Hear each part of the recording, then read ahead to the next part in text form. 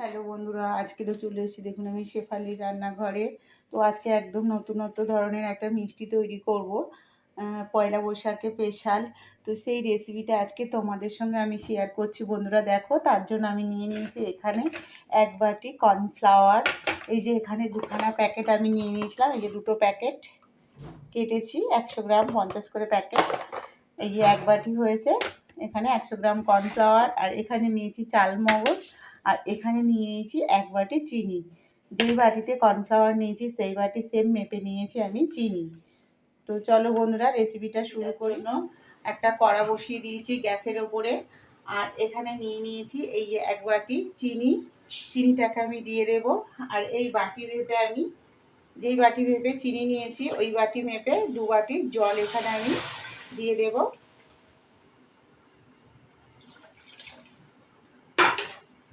দিয়ে চিনিটাকে আগে ভালো করে মিশিয়ে নেব। এই যে কর্নফ্লাওয়ারটা নিয়ে নিয়েছি, আর এখানে আমি 1 বাটি জল দিয়ে দিলাম। জলটা দিয়ে কর্নফ্লাওয়ারটা ভালো করে গুলে নেব। এখানে আমি যে কর্নফ্লাওয়ারটা নিয়েছিলাম বাটিতে করে, 1 বাটি কর্নফ্লাওয়ার আর 1 বাটি জল দিয়ে আমি এটাকে বেশ করে ফেটিয়ে নিয়েছি একটা চামচের সাহায্যে। এই যে দেখতেই পাচ্ছ কর্নফ্লাওয়ারটা।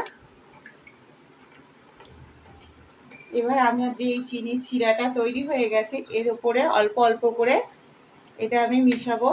ফ্লাওয়ারটা দিয়ে রেখেছি, গুলে রেখেছি কর্নফ্লাওয়ারটা, কিন্তু অল্প অল্প করে এই চিনি শিরাটার ভেতরে মিশাবো আমি। একসঙ্গে পুরোটা দেব না, তাহলে কিন্তু ডেলা হয়ে যেতে পারে। অল্প অল্প করে দিয়ে মিশিয়ে নিতে হবে।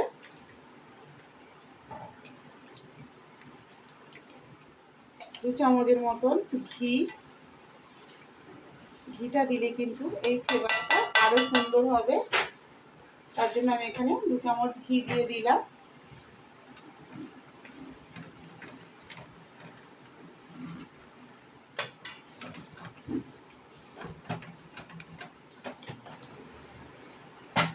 আর এখানে দিয়ে দেব 2 চামচের মতন গোলাপ জল। গোলাপ জলটা দিলে কিন্তু এর টেস্টটা খুব সুন্দর হবে।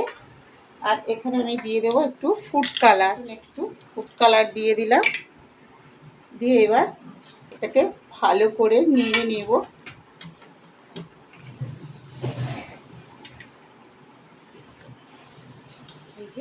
আরও একটু আমি ফুটিয়ে নেব, কারণ এখনো কিন্তু হালকা আছে জল মতন, দেখতেই পাচ্ছ। এই যে কড়া থেকে একদম ছাড়েনি।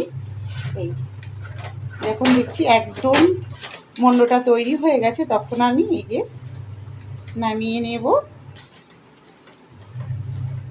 আমি একটা সসপ্যান নিয়ে নিয়েছি, এটার ভেতরেই আমি বসাবো। এখানে 1 চামচের মতন ঘি দিয়ে দেব। ঘিতে দিলে কিন্তু এটা উঠতে সুবিধা হবে। ঘিটা আমি পুরো সসপ্যানটায় কিন্তু লাগিয়ে দেব।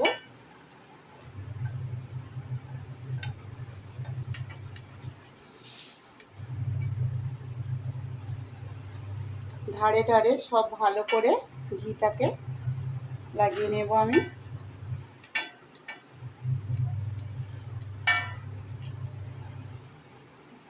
তো বন্ধুরা দেখুন, আমার এটা হয়ে গেছে। আর এখানে আমি দিয়ে দিয়েছি কিছুটা বাদাম কুচি।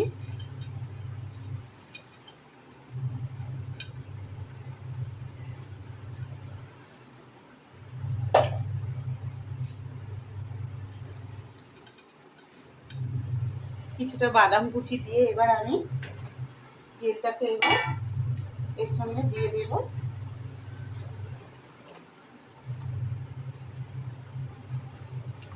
সমান হয় সেরকম করে আমি একটু সুন্দর করে খুন্তিটা দিয়ে সমান করে দেব।